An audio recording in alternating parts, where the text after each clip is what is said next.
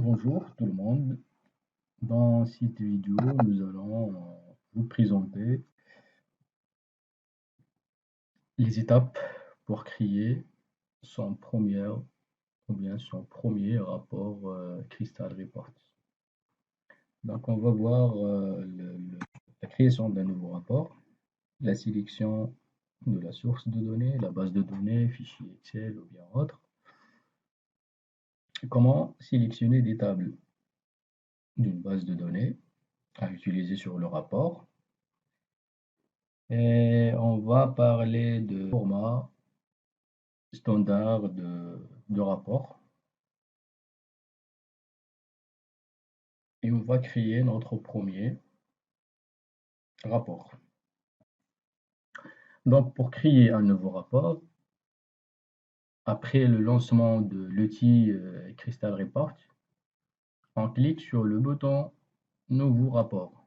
Une fois qu'on clique sur le bouton Nouveau rapport, la première étape juste après, c'est la création d'une connexion avec la source de données. Parmi les types de connexions qui existent, il y en a beaucoup avec une base Access ou bien Excel, connectivité Java Beans, connectivité de base fichiers de base de données, GDBC, ODBC, Oracle, SQL Server, etc. Alors, dans cet exemple, on va utiliser dans un premier temps un fichier Excel avec des informations sous forme d'une base de données avec 3 tables. Donc, pour ajouter une connexion à une source Access ou bien Excel, on clique sur plus de l'option. La fenêtre de connexion s'ouvre, donc on sélectionne le fichier. Donc là, je parcours et je sélectionne mon fichier qui est DB02. Ici, je sélectionne le type de base de données, Access, etc., etc. Dans notre cas, c'est Excel. Si on veut sécuriser notre connexion, on ajoute le mot de passe, l'ID de la session, le mot de passe de la session et le chemin d'accès à la base de données. Terminé. Donc, une fois la connexion est bien établie, on se retrouve avec voilà, le chemin de notre fichier et avec les différentes tables de notre base de données. Maintenant, pour exploiter notre base de données, on va sélectionner les tables à utiliser. Dans notre exemple, on a 3 tables, on va les exploiter toutes, mais dans des exemples réels, des bases de données de grande taille, on sélectionne les tables qu'on va utiliser dans notre rapport. D'accord? Donc, pour sélectionner une table, je clique sur la table ici, et je clique par la suite sur la flèche pour ajouter la table dans les tables sélectionnées. Voilà, la table commande est bien sélectionnée. Je peux sélectionner plusieurs tables à la fois en sélectionnant plusieurs tables à l'aide de l'appui sur la touche contrôle du clavier et on sélectionne l'ensemble des tables. Par la suite, la même chose, on clique sur la flèche pour ajouter toutes les tables sélectionnées dans la liste des tables sélectionnées. Une fois les tables sont toutes sélectionnées, on clique sur suivant.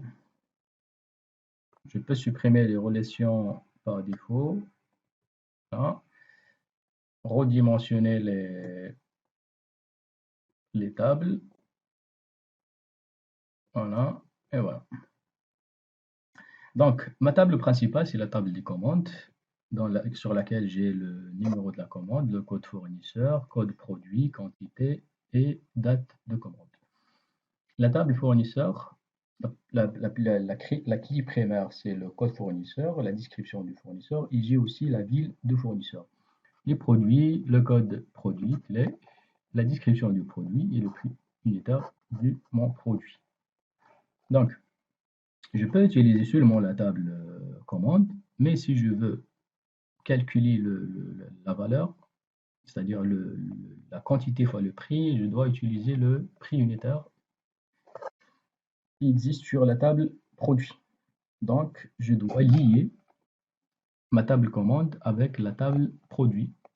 Et le lien, c'est le code du produit. Code produit, code produit. La même chose pour le fournisseur, si jamais je veux récupérer l'adresse ou bien la ville de fournisseur ou bien la description du fournisseur, je dois les ramener ces informations-là depuis la table fournisseur. Et donc, je dois relier la table commande avec la table des fournisseurs. Code fournisseur, code fournisseur. Donc, il existe plusieurs types de jointures quand on établit une relation. On va les discuter en détail dans les vidéos suivantes. Donc, une fois les relations sont bien réalisées, on clique sur suivant. Alors, cette partie-là, c'est pour sélectionner du champ. Voilà les tables sélectionnées. Et toute table, il y a les champs qui sont dedans. Donc, cette option-là, cette étape, moi personnellement, je ne l'utilise pas. Je passe directement au suivant. On clique sur suivant. Ça, c'est la fenêtre des modèles. Donc, on peut sélectionner un exemple, un modèle de rapport déjà prédéfini avec une mise en forme préétablie. Donc, personnellement, je n'utilise pas les modèles. Donc, terminé. Donc, une fois qu'on termine, voilà, on est prêt à configurer et à développer notre premier rapport sous Crystal Report. Donc, le format standard ou bien d'un rapport Crystal Report, on a ce qu'on appelle les sections. La première section, c'est l'entête du rapport. Et nous avons aussi un pied du rapport. On a un en-tête de page et pied de page. Et on a la section détail. Donc, toutes les informations que nous allons mettre sur la section en-tête du rapport, on va les retrouver lors de l'exécution de notre rapport sur l'en-tête de la première page de notre rapport. Les informations de la section en-tête de page, c'est les informations qu'on va retrouver à l'en-tête de chaque page de rapport. Par exemple, l'en-tête d'un tableau ou bien. Le détail, c'est le contenu, c'est le corps de la page. Le pied de page, c'est les informations qu'on va trouver à la fin de chaque page, par exemple les numéros de page. Le pied de rapport, c'est les informations qu'on va trouver à la fin de notre rapport. Donc, l'explorateur des champs, là, on va trouver les tables sélectionnées. En cliquant sur plus, on se retrouve avec les différents champs de la table. Il y a aussi l'option champ de formule qu'on va détailler par la suite dans les autres vidéos. Les champs d'expression SQL, les champs paramètres aussi, les champs total cumulé, les champs de groupe, etc. Et les champs spéciaux aussi.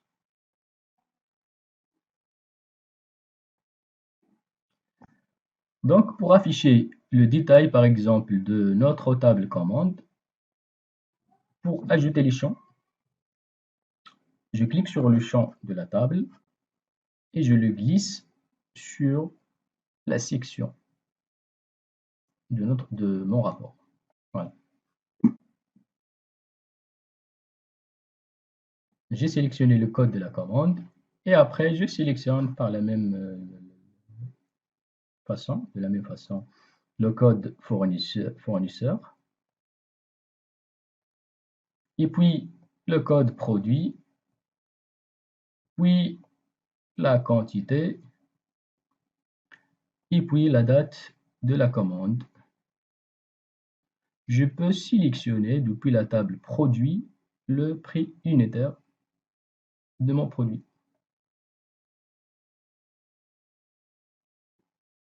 Et voilà. Par exemple, ça c'est la date d'impression, c'est un champ spécial. Et là, c'est le numéro de la page. Donc, pour exécuter mon rapport, je clique sur Actualiser, ou bien F5 de clavier, et Crystal Report va exécuter mon rapport et affiche un aperçu avec les données de ma base. Voilà, l'entête, la date d'impression, c'est la date d'aujourd'hui, les champs que nous avons mis en place, numéro de commande, code fournisseur, code de produit, quantité, prix unitaire, date de la commande. Donc, j'aimerais bien que cette première vidéo sera bénéfique pour vous. J'attends vos remarques, vos commentaires afin d'améliorer, vos recommandations aussi, afin d'améliorer le contenu de mes capsules vidéo pour les suivantes réalisations. Donc, merci à vous tous et à la prochaine vidéo, Inch'Allah. Au revoir.